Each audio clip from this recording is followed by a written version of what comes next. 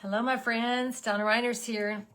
Hey, listen, I'm talking to you today because I have a little, what do you call it? When you have a bone to pick. I have a bone to pick. And I want to share with you my heart. And I pray you listen to me. And I pray you understand I'm for you, not against you. And so first of all, you were never created to fit into a mold. Never. If you fit into a mold all the way up to this time, today is the day for a new day for you. You were created to reveal the divine design already inside of you. And listen, if you have been the Proverbs 31 woman and you've been taught that you have a list of chores, then that's not who you really are. That's not who you have ever been meant to be, nor who you were to become. I want you to know that if you're a Bible thumper, that Proverbs 31 woman is actually a declaration of courage. It is a song about a woman who knew her worth, who stood in wisdom, who moved in strength, who moved in dignity. She was never small. She was strategic. She was a leader. She was trusted. She multiplied what was given to her. And guess what? You can do that too. So it is time for you to step out of the image of perfection that someone else painted for you. Maybe you're in a situation where you have a spouse, you married young, maybe you just got married, don't care, don't know. And you've been told you need to stay at home and that's all you can do and there's nothing else you can do. It is time for you to realize you do not have to prove that you are spiritually enough. You don't have to prove you're good enough. You don't have to be quiet enough. You don't have to be busy enough because you are already enough. You're already enough. So I'm asking you to let go of every expectation that someone else has put on you that keeps you bound to a system that limits you from becoming everything you're supposed to become. You need to walk in the grace, and that's power. Power. Grace is power that's already within you. And I want you to start thinking like a leader. I want you to start speaking with wisdom. I want you to create with courage. I want you to rest without guilt because you are already a woman of valor, not because you are striving. Oh my God, because the woman of strength and empowerment is already inside of you. So I want you to start making new decisions. Listen, hear me. Just hear my heart for a minute. When you really look at what that Proverbs 31 woman was, she was not a woman who stayed home and made babies and just did housework and just did the chores and asked her husband for permission for money to go to the grocery store or for permission for money to go buy a dress or permission from their spouse to go do anything. The Proverbs 31 woman was a woman who was strong. She was excellent. She was not a housewife. She represented the divine expression of wisdom. She was a type and shadow of the Spirit of God moving through a woman. She was anchored in God. She fueled her discernment and her intuition from God. She was clothed in strength and dignity. She had inner confidence. She had inner peace. She had poise.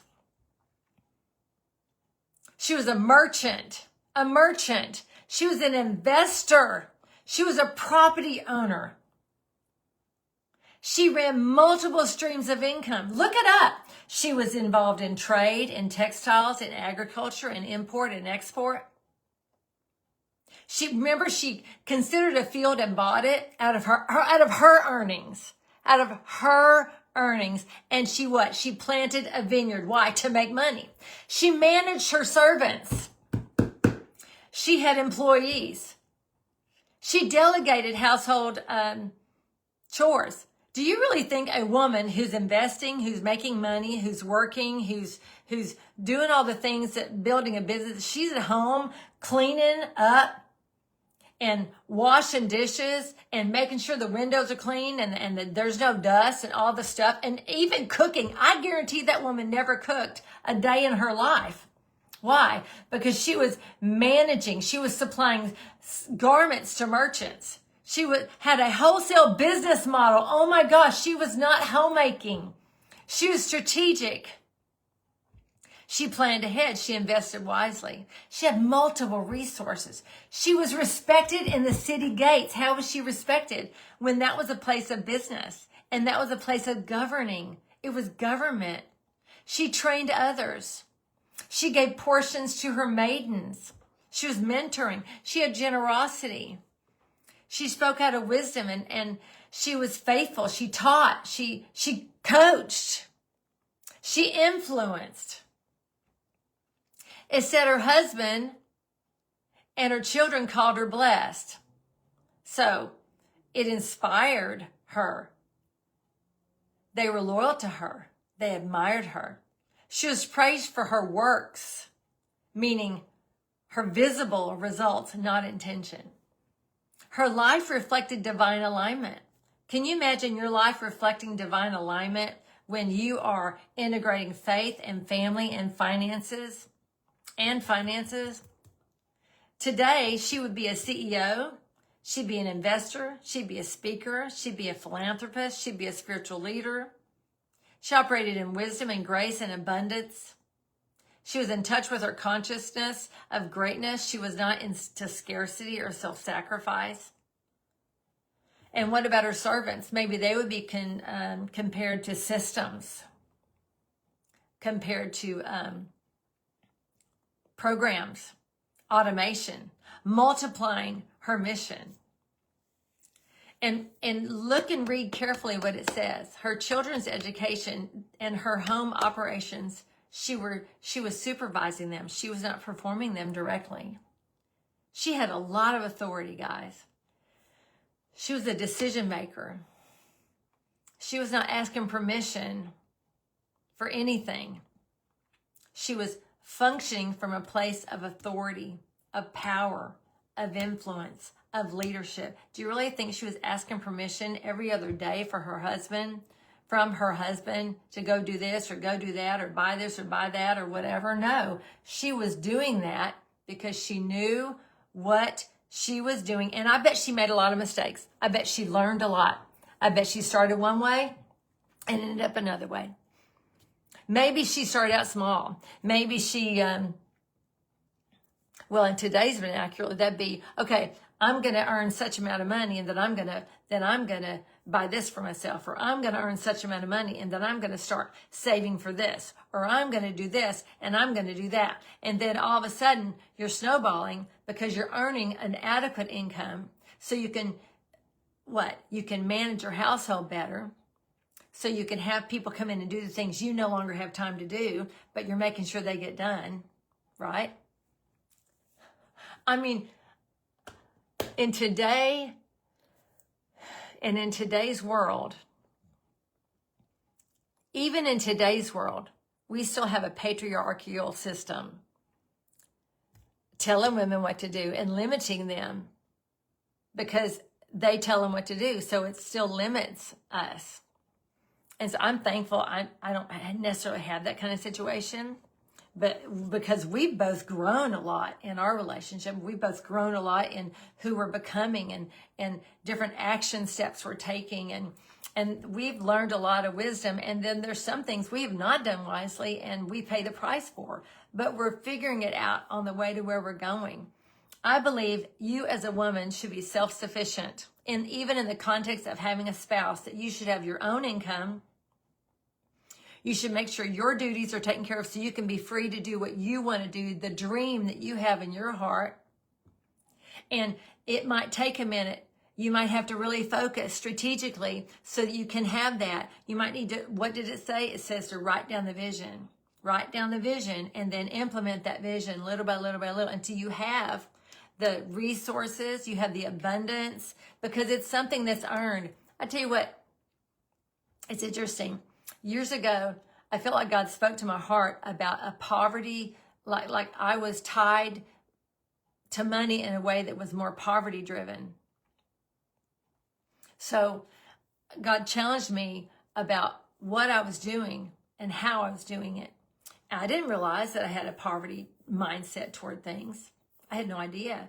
And he even revealed it to me in the kind of people that I was talking to. I was talking to people who had no money, who were sick as a dog, and I was not even thinking about talking to women that were healthy because they wouldn't necessarily need me. But you know, healthy women need other women too, you know? And so that was in an area of holistic health. And it's like, God showed me, I'm about to give you inheritance. I'm like, well, what do you mean? Because we think about inheritance as, okay, let me give you this. No, what he did over the next 6 months to a year is trained me in systems so that I could gain income coming into me on a regular basis. That's what he did.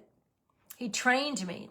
He's still training me. I'm learning new systems right now, learning a new way of operating in abundance. And I'm making a lot of mistakes right now, and I'm trying to figure it out. But I am moving forward to try to figure it out. I encourage you to take steps to move out of who you've always seen yourself to be or what you've limited yourself in being to move forward. It might mean hiring a coach.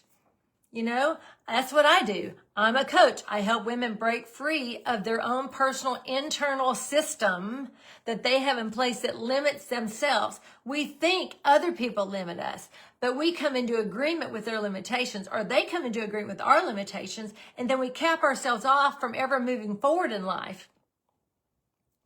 And sometimes it takes devastation in order to make ourselves become who we really are meant to become anyway.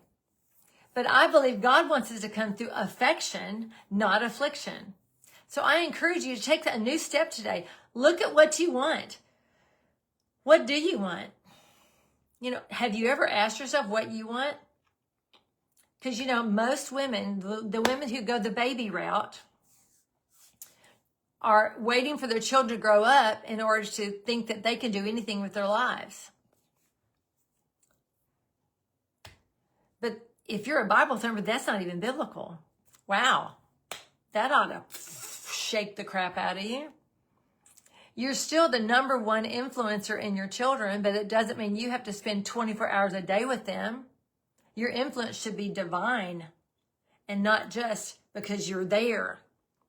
I know proximity rules, but at the same time, if you're putting yourself up on a shelf and you only pick yourself off when you think you can do something, you need to like tear that bookshelf down, man, and become all you're supposed to become, even if it takes you several years. It's taken me several years to come into truly seeing more and more of what I want to do and how I want to do it and what that looks like and how to become that.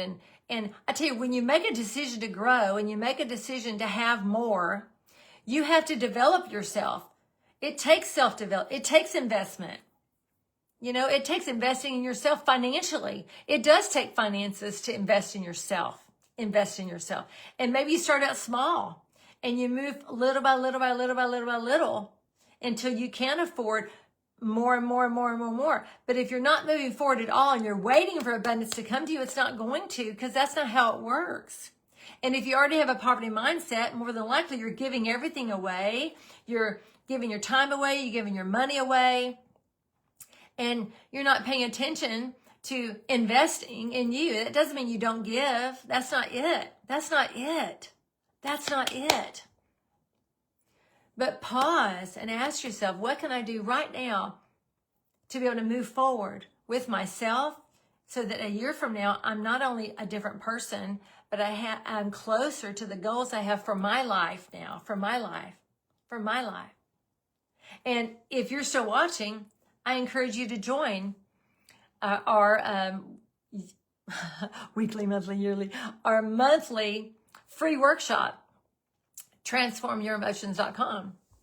And the link is down here below. You click on that and take you to where you can be added to the workshop registration. Because we help you get free from your limitations so you can be what you want to be. So you can do what you want to do so you can have what you want to have. And there is nothing wrong with that. And if you think, well, I don't deserve anything, then you're bringing yourself back to scarcity and back to thinking it's noble to just give everything away when it's not noble, when you're ignoring yourself along the way. Anyway, bless you. You're welcome to ask me any questions you want. I have very affordable coaching because I believe that we all need each other, and I love to work with women to help them be all they're supposed to be, like the army, but you know what I mean. Bless you. This is Donna, and I love you. Bye.